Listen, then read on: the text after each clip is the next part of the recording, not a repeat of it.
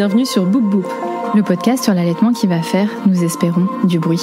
Moi c'est Hélène, pharmacienne. Et moi je suis Cassandre, médecin généraliste. Nous sommes de plus en plus nombreuses à allaiter nos petits cœurs sur des durées plus longues qu'avant. Si toi aussi, tu t'es embarqué dans cette aventure, si tu souhaites allaiter ou aider une personne qui allaite ou voudrait allaiter, ce podcast est fait pour toi. Tu y trouveras des conseils pratiques, des partages d'expériences, des témoignages, des séances de sophrologie, de relaxation ou encore de la rééducation du périnée. Oui, à écouter lors des tétés ou pas, le tout à travers notre regard de maman et de professionnels de santé. Nous avons créé ce podcast comme le podcast que nous aurions aimé écouter pendant une tétée, pour allaiter en toute sérénité, bien informé. Bonne écoute, c'est l'heure de la tétée.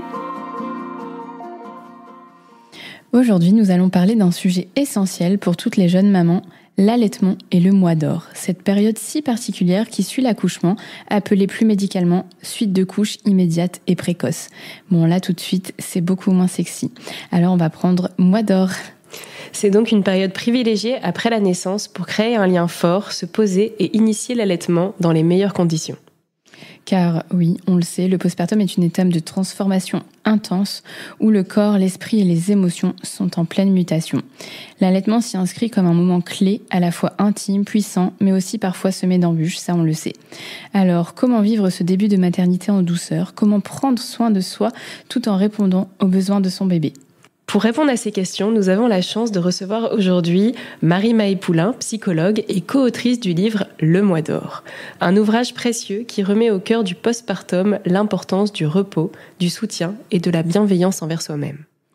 Bonne écoute, c'est l'heure de la tétée.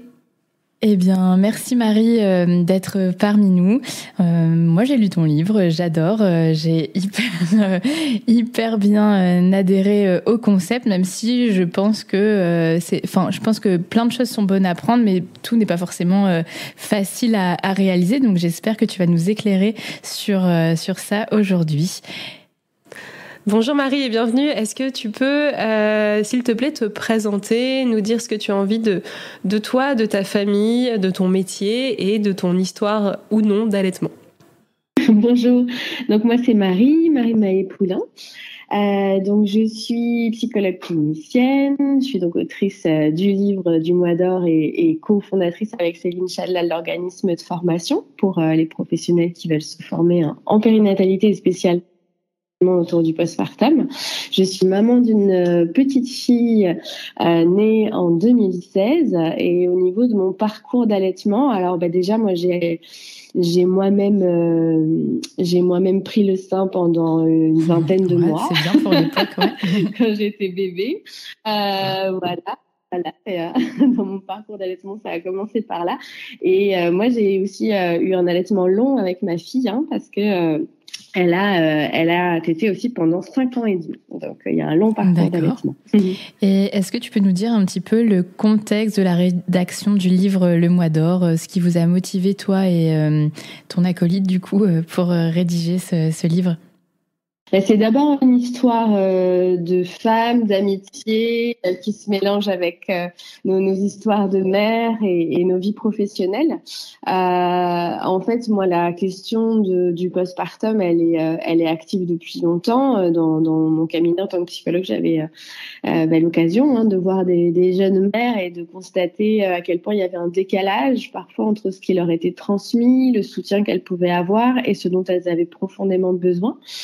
Moi, j'ai une culture dans laquelle, au niveau familial, on avait vraiment cette importance placée sur le soutien des jeunes mères, des jeunes familles pour qu'elles créent au maximum, tisser les liens après la naissance, récupérer au maximum, notamment pendant ces 40 premiers jours. Donc, ça fait partie de mon bagage. Donc, il y avait ce constat de différence entre ce qui faisait à la fois partie de mon éducation, ce qui faisait partie aussi de mes formations en périnatalité et ce que je constatais auprès des mères, que ce soit dans mon cabinet ou auprès de mes amis. Et donc, un fort désir que les femmes et les familles aient Aujourd'hui, on en parle de plus en plus du postpartum, mais à l'époque, et notamment quand on a écrit le livre, donc c'était en 2018, il est sorti en 2019, on parlait très très peu de cette période d'après l'accouchement qui était vraiment restée dans l'ombre. Voilà. Et du coup, Céline Chadela, qui est donc ma co-autrice, avec qui on a cofondé l'organisme de formation par la suite, et bien de base nous sommes amis, et du coup je l'ai accompagnée également pendant son deuxième accouchement et les premiers jours après cette deuxième naissance. Et je pense qu'on s'est vraiment rejoint fortement dans cet élan de partager à plus large échelle ce qui manquait cruellement dans nos sociétés modernes occidentales. Bah c'est beau, c'est une belle histoire d'amitié en soi. Oui. Merci Marie pour cette petite présentation. On espère que vous êtes prêtes. On s'installe confortablement et on va plonger ensemble dans un échange qui, nous l'espérons, va nous apporter à la fois les clés du réconfort pour vivre pleinement cette période unique, car souvent les mamans se retrouvent vite seules et non soutenues. Alors Marie, la question, qu'est-ce que le mois d'or ? Le mois d'or, c'est cette période après la naissance d'un bébé, qui est donc ce premier mois ou ces premiers 40 jours, qu'on retrouve en fait bien dans de très nombreuses cultures sur notre planète et dans l'histoire aussi, où on prend particulièrement soin de la jeune mère qui vient d'accoucher et de la jeune petite famille, avec des pratiques particulières pour soutenir la récupération du corps après l'accouchement, le tissage des liens avec le bébé, et où finalement dans de nombreuses cultures, on voit donc la mise en place de ces pratiques spécifiques, mais aussi d'un allègement de tout ce qui va être les efforts du quotidien pour la petite famille, afin qu'ils puissent se dédier à cette période vraiment unique. Voilà, et donc on a repris cette idée au travers du mois d'or pour vraiment l'actualiser aujourd'hui, et que ça soit à nouveau accessible dans nos cultures, dans nos vies de femmes d'aujourd'hui. D'accord. Et tu as parlé d'une période de 40 jours. Pourquoi 40 ? Alors, ces 40 jours, c'est très étonnant parce qu'on les retrouve, que ce soit en Chine, que ce soit dans l'Ayurveda en Inde, en Amérique du Sud, en Afrique. On en parlait également, des relevailles aussi chez nous, fut un temps. Donc, c'est vraiment quelque chose qu'on retrouve au travers du globe. Et en fait, ça fait aussi écho quand on parle de l'après-accouchement et qu'on recoupe un petit peu avec ce qui se passe au niveau physiologique chez la femme. On parle notamment, par exemple, sur tout ce qui va être le processus où l'utérus va reprendre sa forme, sa taille initiale à peu près de 6 semaines après l'accouchement, du pouvoir aussi qu'ont les ligaments, les muscles, de pouvoir retrouver leur taille, leur tonicité, pareil, sur un processus d'environ 6 semaines, donc environ 40 jours. D'ailleurs, là, un des gros sujets du podcast d'aujourd'hui autour de l'allaitement, il est souvent question qu'on parle de l'intérêt de ces 6 premières semaines pour la mise en place aussi de l'allaitement. Donc en fait, ces 6 semaines, on les retrouve dans un nombre de dimensions autour du postnatal vraiment très marqué, et ça montre bien comme si c'était vraiment les bases pour cette mise en place. Donc tant du côté du corps maternel que de la mise en place du lien mère-enfant, que de l'allaitement, que de la communauté aussi, il y a vraiment quelque chose qui se recoupe et qui fait sens, voilà, d'universel autour de ces 6 premières semaines. Oui, tout se joue avant 6 semaines. C'est Madame de Gasquet qui avait fait votre préface, je crois, du livre. Et c'est vrai qu'il y a plein de choses qui se font. Les tissus se resserrent, il y a le retour de couche qui arrive. L'allaitement, nous, on dit toujours qu'il faut au moins se roder pendant 1 mois avant d'abandonner, parce que les complications arrivent souvent le premier mois. Et après le premier mois, une fois que c'est lancé, ça peut rouler tout seul. Donc c'est vrai que c'est une période déterminante, je pense, et hyper importante pour la dyade mère-bébé, et pas que pour toute la famille entière, je pense. C'est ça, il y a vraiment des enjeux majeurs qui se jouent à ce moment-là. Alors après, ce fameux, effectivement, on collabore beaucoup avec Madame de Gasquet qui intervient aussi dans les formations, et ça ne peut que me parler, l'importance de ce qui se joue dans ces 6 premières semaines. Après, ils sont pas à prendre non plus du côté culpabilisant. Oui, cette période, elle est fondamentale, ces 6 premières semaines. C'est pour ça d'ailleurs qu'il y a ces fameux titres de Madame de Gasquet, tout se joue avant avant 6 semaines que je ne peux que honorer aussi. Mais d'un côté, c'est important d'entendre tout se joue avant 6 semaines. Il n'est pas question de culpabiliser ou que ça devienne une pression. Parfois, on a les infos un peu plus tard ou on n'arrive pas forcément à mettre des choses en place et c'est ok aussi, hein, on fait comme un peu et là où on en est.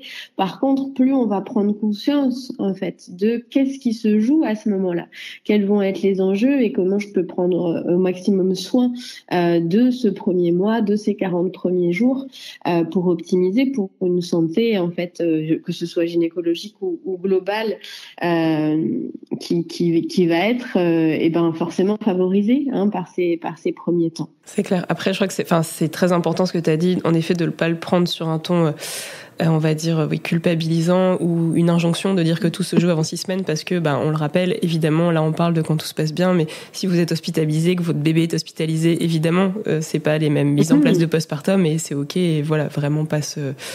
C'est là où c'est intéressant tout ce que vous dites, c'est que c'est pas des injonctions à suivre, en fait, c'est plus vraiment votre livre des conseils pour bien vivre cette période et comment mettre en place les choses pour mieux le vivre au point de vue physiologique, au point de vue lien d'attachement, pour nous, au point de vue allaitement aussi. Ouais, et surtout, on fait ce qu'on peut, je pense, avant ou après 6 semaines. Ouais, voilà. Voilà, on fait ce qu'on peut, mais d'un autre côté, on peut pas faire ce qu'on peut et se rendre compte si on n'a pas les infos de ce qui est là. C'est comme tout, si à un moment donné, on part en voyage au Groenland ou à l'inverse dans le Sahara, enfin bref, dans une zone où il y a quand même une météo qui va être complètement différente que ce qu'on connaît habituellement. Le fait est qu'on ait des informations sur tiens, ça pourrait être intéressant d'avoir tel type de matériel, de s'équiper de telle manière, d'avoir tel numéro ressources. Et tout de suite, on va savoir comment en fait se préparer pour le vivre au mieux. Et où parfois, si on n'a pas du tout d'informations sur à quel point ça peut être utile pour nous justement d'être bien accompagnés ou de poser des bases favorables, dans ces cas-là, on y va un petit peu à vue. Alors des fois, ça roule parce que finalement, on trouve un anorak au bon moment et on rencontre la bonne personne. Et puis parfois, ça peut être plus compliqué. Donc c'est comment je m'offre aussi la possibilité que ça soit le plus favorable possible. Oui, d'où l'importance de la préparation. Enfin, nous, on en parle de bien se préparer à allaiter avant la naissance du bébé. Je pense que il faut se préparer au postpartum en fait et pas qu'à l'accouchement. Voilà. Oui, tout à fait, dès la grossesse, complètement. Alors on l'a un peu abordé, mais nous c'est vraiment le sujet qui nous intéresse aujourd'hui, c'est le mois d'or et l'allaitement. Cassandre a titré ça le duo gagnant. Oui, parce que je pense que ça peut vraiment favoriser un allaitement serein. Et du coup, pour toi, Marie, en quoi un bon mois d'or favoriserait-il un allaitement serein du coup ? C'est vraiment très lié à mon sens. Quand on voit que l'allaitement va vraiment être favorisé avec le lien maman-bébé, avec tout le cocktail hormonal aussi, postnatal. En fait, tout ce qui va finalement être favorable pendant le mois d'or est aussi favorable pour la mise en place de l'allaitement. Alors, il y a eu un petit bug d'enregistrement avec Marie, malheureusement, mais pas de panique, on est au taquet, on a lu, relu le livre Mois d'or. Clémentine, si tu nous écoutes, je vais pouvoir enfin te rendre ce livre. Et donc, le mois d'or et l'allaitement, c'est vraiment un duo gagnant, comme l'a dit Marie. Pourquoi ? Parce que pour nous, pour démarrer un allaitement sereinement, on a besoin de 3 choses fondamentales, du repos, une bonne alimentation et du soutien. Or, c'est exactement ce que propose le mois d'or, un temps protégé, coucouné, où la jeune maman, toi, peut se reposer, manger chaud et nourrissant et recevoir l'aide dont elle a besoin. Et c'est vraiment dans cet environnement-là que la lactation peut s'installer de façon optimale. On ne dit pas que c'est obligatoire, mais c'est sûr que c'est beaucoup mieux. Le corps récupère, les hormones s'équilibrent, la proximité avec le bébé se fait naturellement. Et puis on le sait, allaiter, ça demande de l'énergie. On oublie parfois qu'il s'agit d'un effort physique et qu'il faut soutenir avec des repas complets, des boissons chaudes et un environnement calme. On en a déjà parlé avec Jolie Mama et Agathe de Holy Mama aussi, des repas complets, protéinés. Le coparent et l'entourage ont là un rôle clé. On prend soin de la maman, on gère la logistique, on filtre les visites, on interdit les visites. On apporte les repas, on prépare les repas. Bref, il faut vraiment permettre à la maman de se concentrer sur son bébé et sur son allaitement et rien d'autre. Et si on n'a pas la chance d'avoir un coparent ou un entourage aidant, et si on a les moyens de se faire accompagner, on peut avoir recours à des accompagnants postnataux. On parle de doula, mais ça peut être aussi des puéricultrices de nuit. Enfin, il y a plusieurs professions un peu comme ça qui peuvent venir vous aider vraiment dans ce rôle de soutien et de vous nourrir. Aussi, si vraiment il y en a pas enfin nous par ici, on trouverait pas ce genre de profession, mais rien qu'une babysit qui t'aide dans la logistique, rien que pour gérer tes grands par exemple, ça peut aider, je pense. Et dans les retours qu'on reçoit sur la pratique du mois d'or, beaucoup de mamans allaitent et on sent que ce cadre les aide vraiment à tenir sur la durée, à éviter certaines complications ou à traverser les doutes avec un peu plus de sérénité. C'est vrai que quand on est accompagné, on va plus loin, je pense. Ça me fait penser aussi à ma sage-femme qui m'avait raconté, moi j'ai accouché en 2020 avant le confinement, et elle m'avait dit que les bébés nés pendant le confinement, alors il y a eu plein de trucs négatifs, mais dans le positif, c'est qu'il y a eu vraiment, du coup forcément pas de visite, et des relations d'IAD mère-bébé qui ont été beaucoup plus forte entre guillemets, et des allaitements, elle a constaté, elle en tout cas, que les allaitements se mettaient en place plus facilement dans ce contexte en fait de cocon, de ne pas sortir, de ne pas recevoir de visite. Donc un peu cette application du mois d'or. Est-ce que le mois d'or pourrait contribuer à réduire les risques de dépression du postpartum ? Oui, très probablement. On sait qu'aujourd'hui, une femme sur 6 est concernée, voire une femme sur 2 en cas de césarienne. Et les facteurs protecteurs sont justement ceux qu'on retrouve dans le mois d'or, justement. Donc, c'est-à-dire repos, soutien émotionnel, valorisation du rôle maternel, alimentation adaptée. Mais bien sûr, tout ça n'est pas forcément tout le temps facile à mettre en place. On vous l'accorde, on est OK avec ça.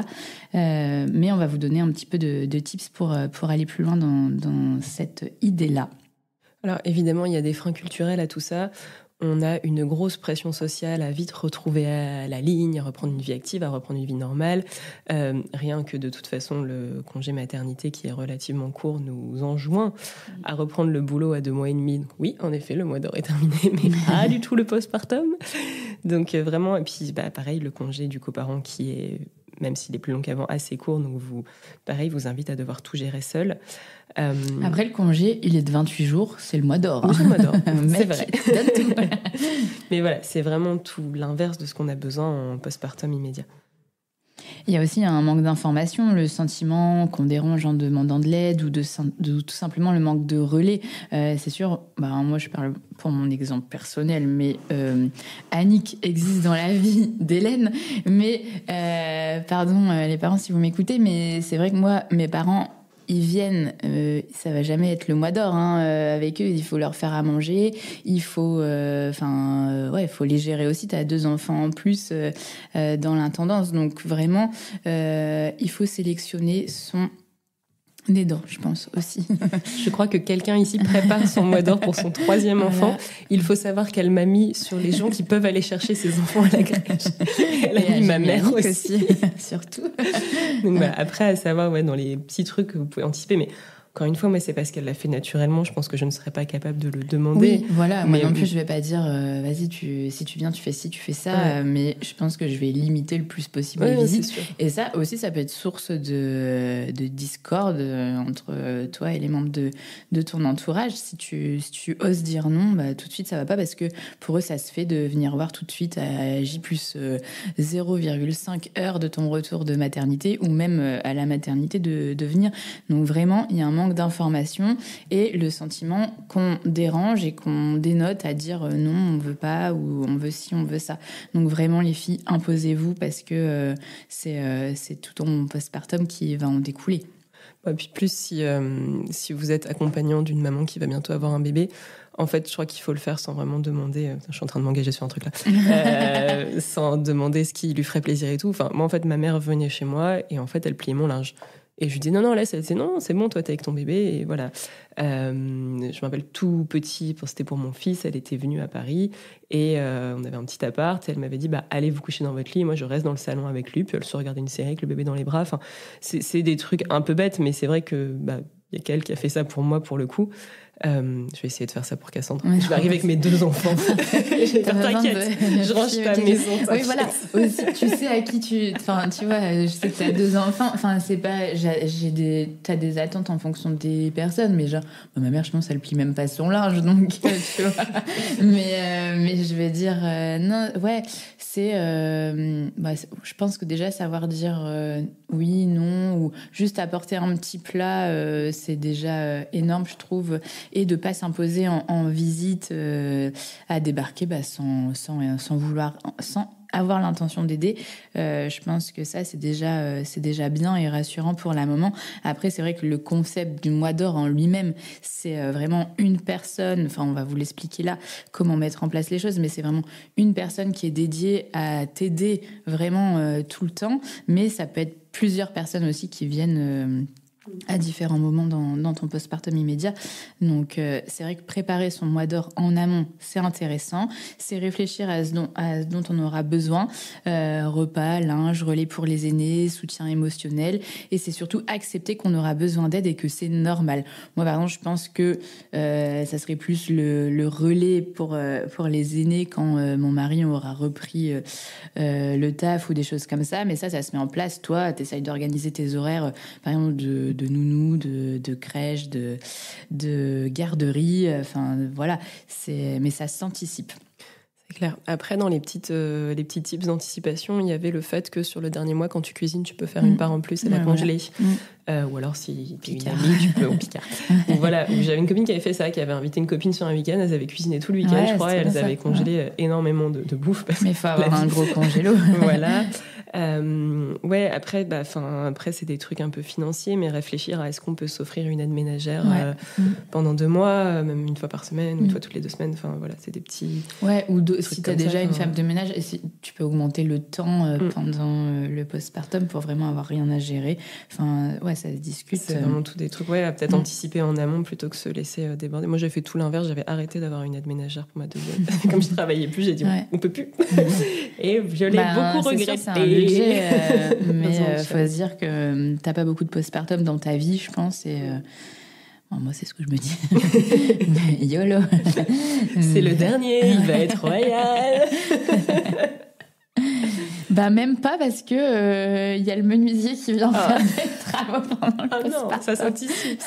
Oui, je lui ai dit, mais ils sont fous. Mais je crois que le truc important, c'est accepter qu'on aura besoin d'aide et que c'est normal. Et je le dis, mais je suis nulle pour ça, parce que quand je dis ma mère pliait mon linge, j'étais après, non, t'inquiète, je le ferai. Et vraiment, j'avais besoin que quelqu'un me dise non, reste assise, voilà. Et c'est pareil, moi je disais, mais non, mais ça me dérange pas de recevoir les gens, et du coup d'aller acheter de la bouffe en amont, de leur servir de machin. Rien que de réfléchir à ce que je vais remplir le lave-vaisselle, c'est chez moi. Mais en fait, je n'arrivais pas à dire non, j'arrivais pas. Voilà. Donc moi je pensais vraiment à l'entourage de s'éduquer et d'accepter que vraiment il faut être autoritaire avec la mère en disant non, reste. Ouais, c'est fini le temps où on venait à 15 dans la chambre de maternité déjà. Enfin.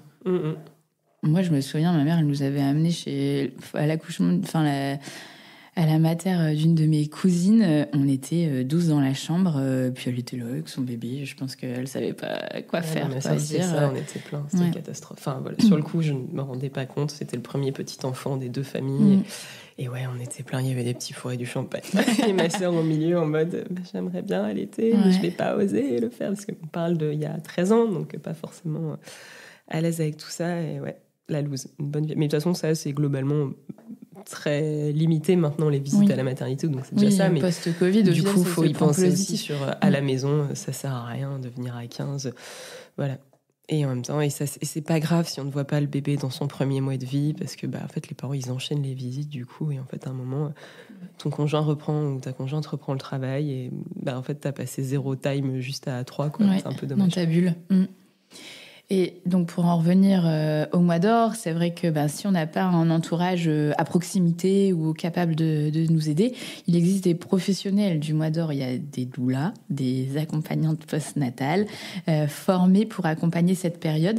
Il y a même rien que des traiteurs qui viennent pour te faire ton repas chez toi avant, pour ta semaine. Franchement, ça, c'est pas mal. Alors oui, il n'y en a pas partout, on l'a déjà dit. En vrai, par chez nous, j'ai cherché, j'ai googlisé, il n'y en a pas. Mais tu peux commander des trucs chez le traiteur, tu peux congeler, tu peux anticiper, tu peux trouver une babysit quand même, ou des nannies de nuit, ça c'est possible. Et alors du coup, dans l'accompagnement de ces pros-là, c'est assez personnalisé en fait, hein, ça va vraiment dépendre de la mère et de ses besoins. Ça va du massage à la cuisine, à l'écoute, aux soins, des fois un peu de ménage. Enfin, voilà, c'est vraiment faire en sorte que tout aille bien autour. Alors c'est un budget, hein, on va pas se mentir. Il y en a certaines qui vont proposer des formules ajustables. Voilà, il y a le full, je crois, où limite on vient vivre chez toi, et le 1 heure par jour, ou ça peut être un soutien téléphonique, j'en sais rien, mais voilà. Et y penser, si on sent que c'est important pour soi, de pourquoi pas mettre ça sur la liste de naissance ou une cagnotte, ou voilà. Même si c'est toujours compliqué parce que les gens veulent offrir des doudous, mais petit à petit on va y arriver. Et le coparent, on le répète, a un rôle fondamental aussi pendant ces 28 petits jours qu'il est là. Il peut être vraiment le gardien du cocon, s'assurer que le rythme est respecté, de prendre en charge les aînés, de rappeler aux autres qu'on ne reçoit pas de visite surprise. Je rigole d'avance pour mon prochain postpartum. Mais c'est vrai, c'est hyper important. Pour trouver les bons aidants, on peut donc se tourner vers les proches de confiance, des professionnels comme des doulas, des consultantes, des accompagnantes postnatales. Et il y a aussi tout ce qui est réseau de soutien. Ça peut être via la maternité, via la PMI. Ça peut être associatif dans le cadre de l'allaitement. Je pense à la Leche League, les cafés poussettes. Enfin, voilà, vraiment se trouver des personnes sûres, soutenantes, tout simplement. Je vais peut-être loin, mais dans les pays nordiques, il y a la Kramsorg qui est un bon concept où je pense que c'est une sorte de doula d'accompagnante postnatale qui est financée par l'État. Et peut-être qu'un jour, en France, ça, je pense que ça pourrait aider. Et vraiment, on en revient, mais ça pourrait clairement réduire le risque de dépression du postpartum.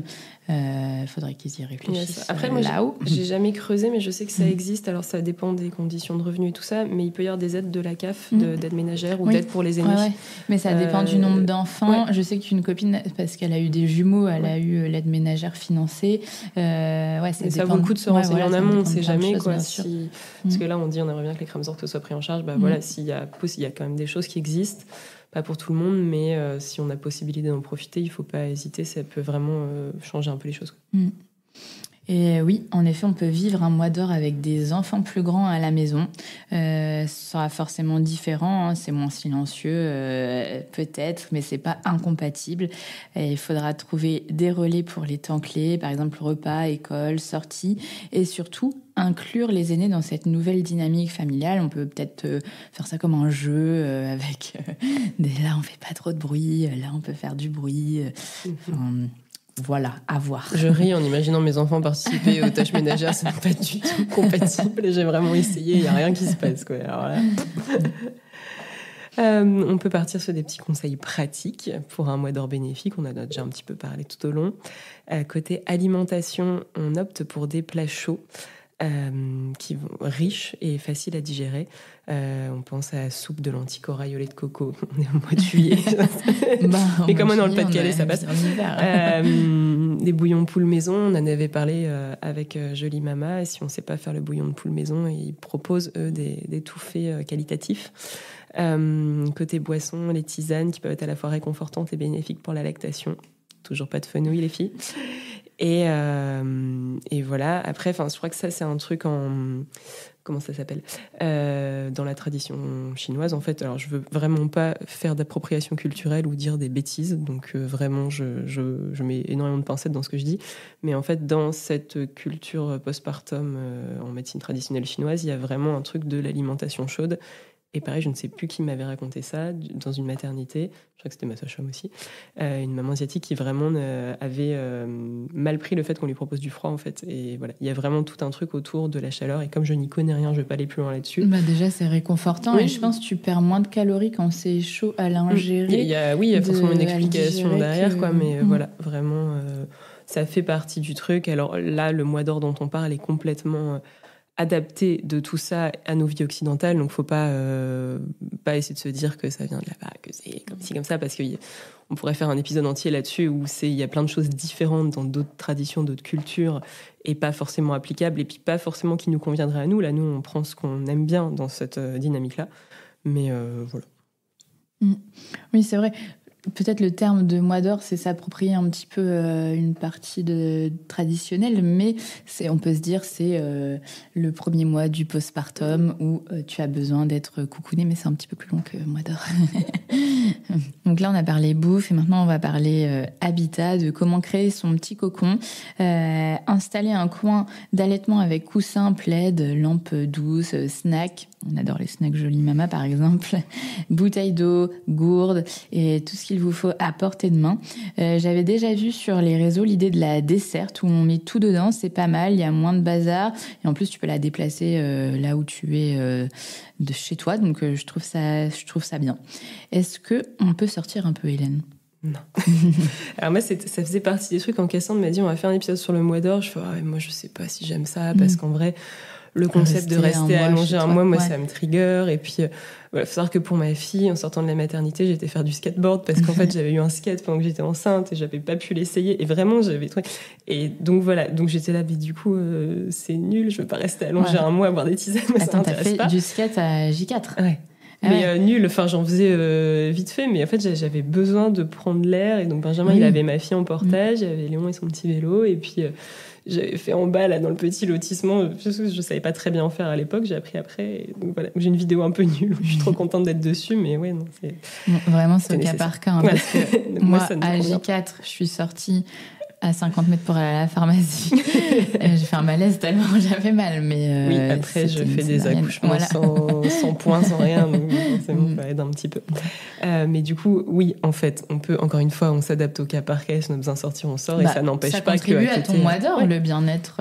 Moi, j'ai besoin de ça. Mais, donc, on a le droit à faire du skate. Non, en fait, ce que vous voulez. Après, si on n'est pas dans une volonté de mouvement de ouf, juste une balade avec son bébé en écharpe, on garde vraiment le contact, le pot à pot. Ça peut être pour aller au parc, ça peut être pour aller à la pharmacie. Ouais, il faut que ça soit quelque chose de plaisir, qui n'y ait pas une obligation derrière. Parce que c'est vrai aussi que dans notre postpartum, on a moult rendez-vous chez la sage-femme, chez le pédiatre. Et ça, moi, je me souviens, mes 2 postpartum précédents, c'était le truc qui m'angoissait d'être à l'heure au rendez-vous, etc. Donc là, vraiment, essayer de faire quelque chose de chill. C'est au moment où vous décidez d'être prête, enfin, vous vous sentez prête, que vous y allez. Il n'y a pas d'horaire comme dans l'allaitement, quoi. C'est ça. Et voilà, l'essentiel, c'est vraiment le plaisir, pas l'obligation. Moi, je pense que c'est important de voir la lumière du jour quand même. Enfin, parce que bon, là, on parle aujourd'hui, nous, on vit dans des logements un peu plus grands, mais moi, j'ai eu mon premier postpartum à Paris dans un petit appartement, et en fait, j'avais besoin du coup de sortir, de me balader, de machin. Tu m'as dit, tu restes enfermée. Waouh. Après, ça dépend de la saison de quand t'accouches. Moi, ma fille, c'était les inondations intempérées en automne il y a 2 ans. Franchement, sortir, c'était... Non, pas ouf. Voilà. Mais vraiment, c'est ce qui vous fait plaisir, en fait. T'as envie de sortir, tu sors. T'as pas envie de sortir, tu sors pas. Mais c'est vrai que le mois d'or... à la base, c'est tu restes 30 jours dans ton lit. Enfin, une semaine, après tu peux te lever un petit peu. Enfin, déjà, on fait attention à la phlébite, on peut se bouger. Si on a une césarienne, on fait ses piqûres. Mais oui, c'est toi, en fait, comment tu le sens. Et nous, c'est vraiment l'accompagnement autour du mois d'or pour favoriser l'allaitement. Et on n'est pas obligé de rester alité. Si ça te fait plaisir de rester alité pendant un mois, bah oui, bien sûr. Moi, ma version à moi qui me plaît, en fait, c'est ça, c'est contact maximum avec son bébé. Ne rien s'occuper d'autre que de son bébé. Donc, tout ce qui est charge mentale, ça dégage. Et voilà. Et à côté de ça, si ce qui fait plaisir, c'est de sortir avec son bébé en portage. Voilà, en fait, moi, ça, c'est ça pour moi, mon mois d'or à moi, c'est juste penser qu'à moi et mon bébé. Après, des fois, il y a des nanas, elles adorent faire à manger et ça leur fait plaisir de faire à manger.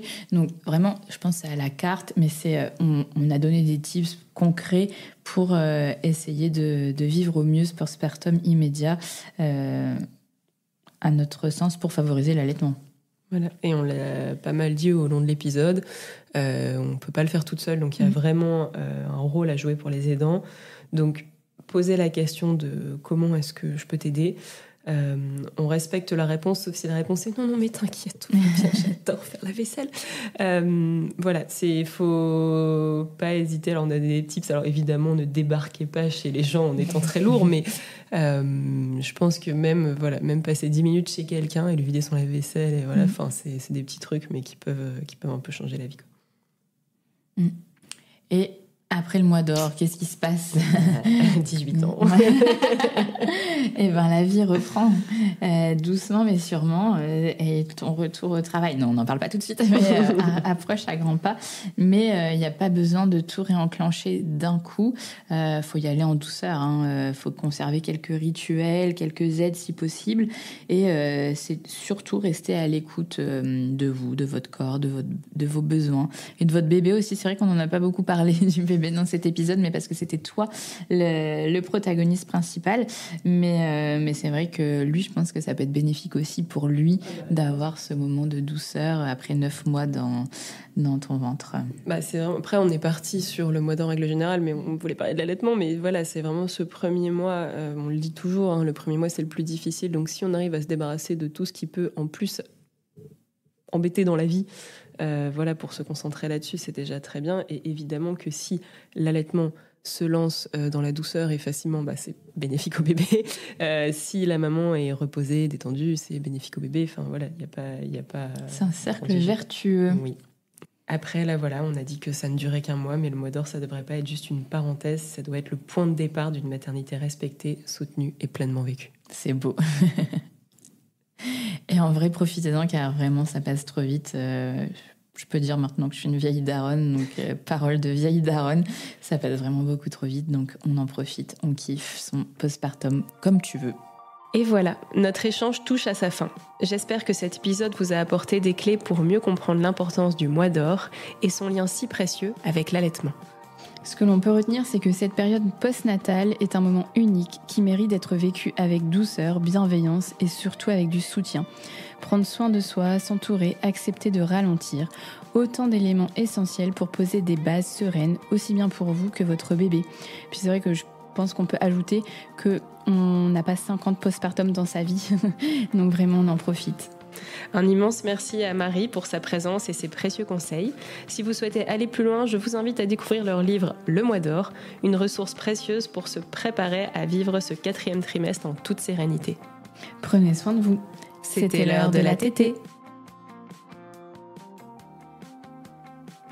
N'hésite pas à noter ou commenter notre podcast et à le partager pour que Bouboub soit écouté par des mamans qui allaitent ou futures mamans qui souhaitent allaiter.